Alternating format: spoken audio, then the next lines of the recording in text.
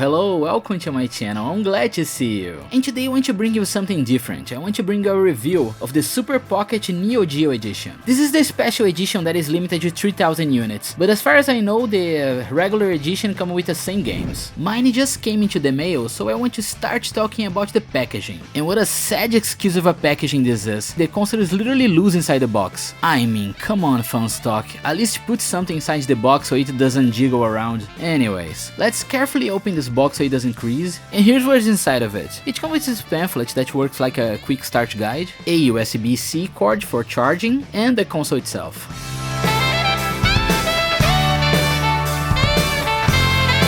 Here's the Super Pocket Neo Geo next to its brothers.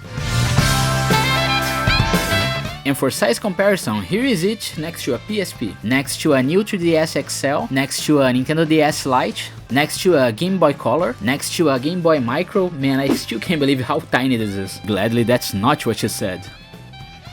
Next to an N-Gage, because why the hell not? Next to a Wonders One. Next to a regular GBA. Next to a Neo Geo Pocket. Next to a GBA SP. Next to a PlayStation Vita. Next to a PS5 controller. And lastly but not least, next to a Steam Deck. Man, this thing's a behemoth. It's roughly 12 centimeters tall and 8 wide. Here's the size converted to freedom units.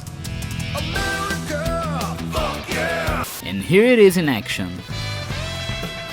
It has a nice selection of games, but it's missing some very important games from the SNK catalog. I mean, not a single KOF? Seriously? Fatal Fury, Samurai Showdown and Last Blade are great games on their own, but they are no substitutes for a good old The King of Fighters. And I know they want to sell those games on separate cartridges, but come on man, it doesn't need to be the heavy hitters. You don't need to put The King of Fighters 98 or 2002 in here. At least give us, I don't know, The King of Fighters 96? I'd be happy enough, but at least we get Metal Slug X, which is one of the best in the series. But sadly you have to suffer their input mapping, and let's talk about that. As you saw in the beginning of the video, I'm a Super Pocket collector. I love those little things. But there's one thing in every single one of them that I absolutely hate. There's no key binding of any kind. Oh, you don't like how the buttons are configured?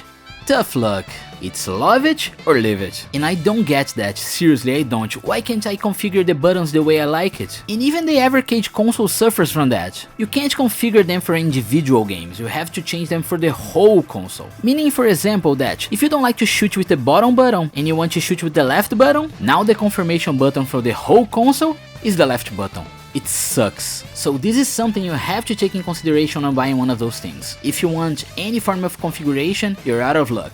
And let me try to explain why that upsets me. A favorite way of playing classic side-scrollers is like this. Tip of the thumb on the left button, middle of the thumb on the bottom button. It's been like this ever since I played Super Mario World for the first time in the 90s. And if a game has a third important mechanic, let's say like dashing in Mega Man X, it goes on the right bumper for my index finger. That way I have complete control of the character without having to move my thumbs around too much. So after all these years, not even being able to swap the face button seems like sacrilege to me. I mean, you cannot even change the brightness of the screen in the year of our Lord 2025. And I get that it's cheap and all, but I cannot change how I feel about it. And talking about buttons, the displacement of the trigger and bumpers are serviceable at best. For PS1 games like the Tomb Raider collection here, it's super uncomfortable. It works if it's your only option, but I much rather play it somewhere else. The D-pad and face buttons are quite good. They have membranes, they're not switches, but they work really well. The screen is pretty good as well, despite not being able to change the brightness. And let's talk about the emulation here. It works, it's pretty good actually. We've come a long way since the Neo Geo X days folks. There's only some occasional funkiness every now and then. Like for example how the Neo Geo startup sounds very weird in some games. But other than that, with my limited Neo Geo experience, it played mostly fine.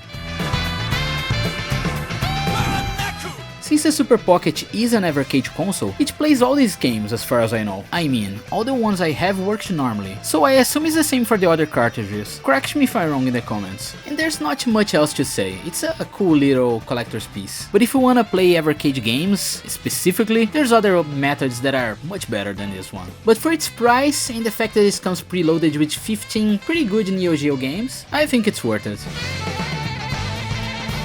But that's it for this video. If you liked it or think this was informative, leave it a like and consider subscribing. We're almost at 5k, help me get there. But that's it for now.